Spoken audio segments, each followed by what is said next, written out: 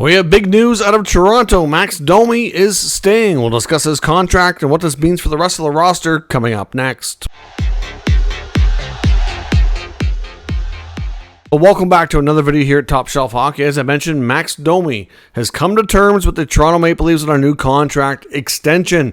He comes in at 4 years, $3.75 million. This seems like a pretty good compromise for both sides. The last reports we had heard, I believe it was Elliotte Friedman that said he thought it was going to be somewhere around 4 times 4, which even then I still think that's pretty reasonable for the production and play you get out of Domi. He can play really anywhere in your top 3 lines. Very versatile player. He can play center. I think he's better as a winger. Good playmaking winger typically is where you want him, ideally probably on your second line in most cases, but versatility is what you get there. Of course, he's long links to the Maple Leafs through the Domi family, through his dad and everything, so I knew he really, really wanted to stay. So I always thought it was more likely that he would stay more than Bertuzzi.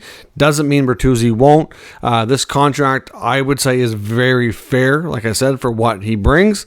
We knew Domi and Bertuzzi would both want term after signing 1-year deals last year in free agency. At this point, we can't say that Bertuzzi won't be back. I think the odds are maybe a little bit greater that he does hit the market and possibly goes, but I don't think this is a situation where it's a sure thing. I know the last we had seen, I just noticed information from Darren Dreger of TSN saying that the Leafs are still negotiating with Bertuzzi.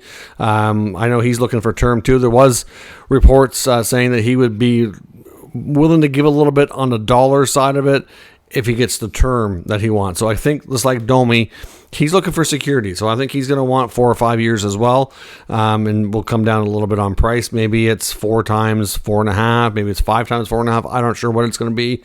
Maybe it's over 5. Either way, they have some flexibility here. It sounds like Timothy Liljegren is not going to be back. He's an RFA with arbitration rights. I believe they're looking to move him.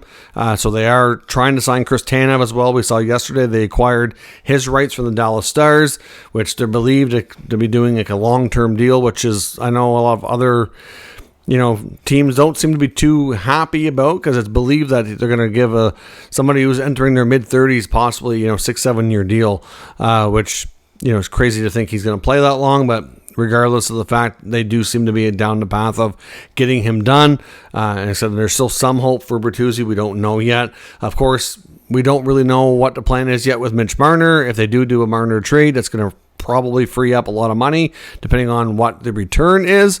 We haven't heard a lot about that for new information here in the last number of days. Just that some reporters were convinced that the Leafs really wanted to try to pull off a Marner trade, and well, we don't know yet because it hasn't happened. So at this point, he fully controls the situation. If he wants to walk himself to free agency, that's his prerogative. If they do decide they want to talk about a new contract extension, they can do that too.